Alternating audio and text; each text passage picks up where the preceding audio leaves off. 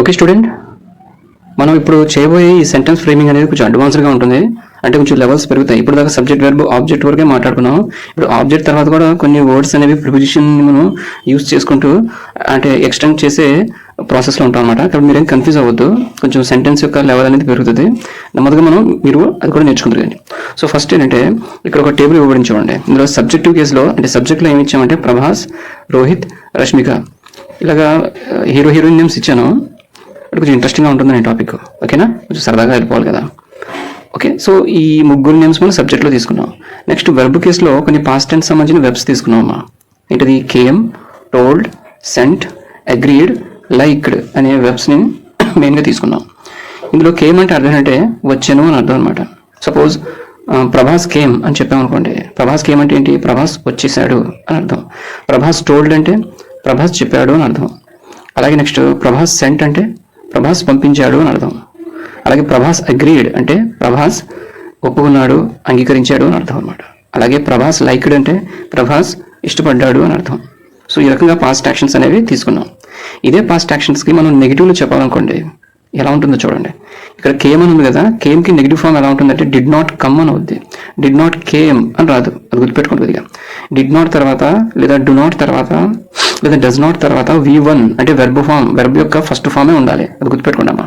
అందుకే ఇక్కడ కేమ్ యొక్క negative form did not come అవుద్ది, డిడ్ నాట్ కేమ్ అని రాయకూడదు. అలాగే టోల్డ్ అనుకోండి, టోల్డ్ యొక్క నెగిటివ్ ఫామ్ ఏమవుద్ది అంటే డిడ్ నాట్ టెల్ అవుద్ది, అంతేగాని డిడ్ నాట్ టోల్డ్ అని రాయొద్దు. ఓకేనమ్మా, ఈ విషయాలు తెలుసుకోండి. అందుకే రెడ్ కలర్లో ఉన్న వెబ్స్ ఏమైతే ఉన్నాయో అవి నెగిటివ్ ఫామ్లో ఉన్న వెబ్స్ అనమాట. సో ఈ రకంగా చూద్దాం. ప్రభాస్ కేమ్ అంటే అర్థం ఏంటంటే ప్రభాస్ వచ్చాడు అని అర్థం. ప్రభాస్ డిడ్ నాట్ కమ్ అంటే అర్థం ఏంటంటే ప్రభాస్ రాలేదు అని అర్థం అనమాట. అలాగే ప్రభాస్ టోల్డ్, ప్రభాస్ చెప్పాడు. Prabhas did not tell, Prabhas చెప్పలేదు. ప్రభాస్ సెంట్, ప్రభాస్ పంపించాడు. Prabhas did not send, Prabhas పంపించలేదు. సో ఈ రకంగా మీనింగ్ అనేది వస్తుంది అన్నమాట.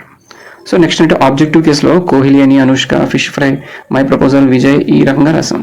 అలాగే నెక్స్ట్ ఏంటంటే నెక్స్ట్ కాలంలో ఏం తీసుకున్నామంటే ప్రిపోజిషన్ టు యూజ్ చేసి రాసాం అనమాట. టు మ్యారీ అంటే పెళ్లి చేసుకోవడానికి, టు ప్లే అంటే ఆడుకోవడానికి, ఇలా ఉంటాయి అన్నమాట మెయిన్. ఓకే, సో ఇందులో ఫస్ట్ ఎగ్జాంపుల్ చూద్దాం.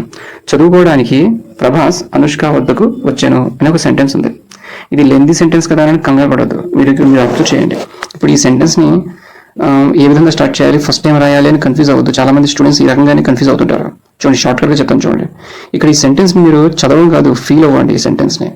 ఎలా అంటే చూడండి, చదువుకోవడానికి ప్రభాస్ అనుష్క వద్దకు వచ్చాను. ఇది తెలుగులోనే ఉంది. మీకు ఆ సందర్భం అనేది, సిచ్యువేషన్ అనేది మీరు ఇమాజిన్ చేయండి, ఆ సిచ్యువేషన్ ఫీల్ అవ్వండి, అప్పుడు మీకు అర్థమవుతుంది.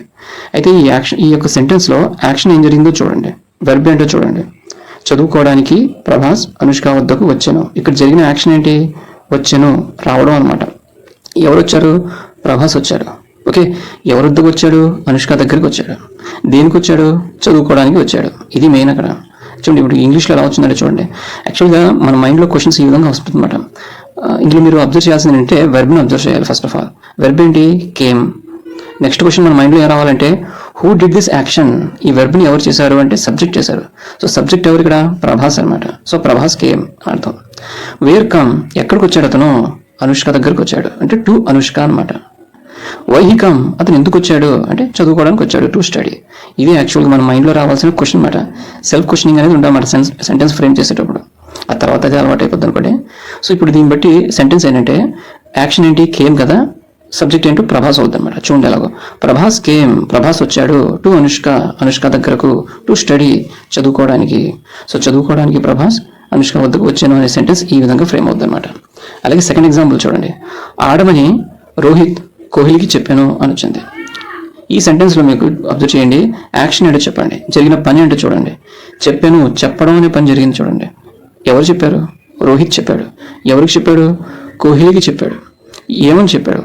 ఆడమని చెప్పాడు. ఇది యాక్చువల్గా. ఇప్పుడు దీన్ని మీరు సెల్ఫ్ క్వశ్చనింగ్ అనేది మైండ్లో ఎలా ఉండాలంటే చూడండి, what is the action?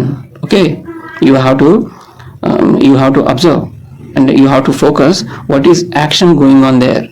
So here the action is told. So subject ఇక్కడ యాక్షన్ ఏం జరిగింది, వెర్బ్ ఏం జరిగింది, టోల్డ్ అనేది జరిగింది అనమాట. మరి ఎవరు ఈ టోల్డ్ అనే ఈ యాక్షన్ వెర్బ్ని ఎవరు చేశారు అంటే హూ అనే మాట వచ్చింది, అంటే సబ్జెక్ట్ అనమాట. సబ్జెక్ట్ ఎవరు ఇక్కడ? రోహిత్. రోహిత్ కదా చెప్పింది. నెక్స్ట్ ఆబ్జెక్ట్ చెప్పాలి. హూమ్, ఎవరికి చెప్పాడు? కోహ్లీకి చెప్పాడు. ఓకే, వాట్ ఏమని చెప్పాడు, ఆడమని అనమాట అర్థం. సో ఈ రకంగా ఏమొచ్చిందంటే Rohit told Kohli to play అని ఉంది. ఓకే, ఇప్పుడు ఇలా ట్యాబ్లెట్ ఫామ్ బేస్ చేసుకుని మన సెంటెన్స్ని నెమ్మదిగా ఫ్రేమ్ చేయొచ్చు. ఒకసారి చూడండి, నెక్స్ట్ పేజ్లో ఇచ్చాం. థర్డ్ క్వశ్చన్ చూడండి. ఈ థర్డ్ క్వశ్చన్లో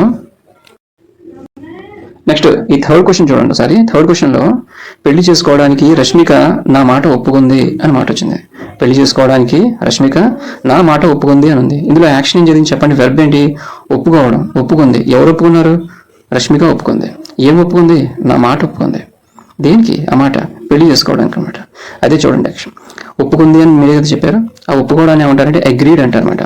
హూ అగ్రీడ్, రష్మిక అగ్రీడ్ అని అవుద్దనమాట. సో రష్మిక అగ్రీడ్, రష్మిక ఒప్పుకుంది. ఏం ఒప్పుకుంది, మై ప్రపోజల్.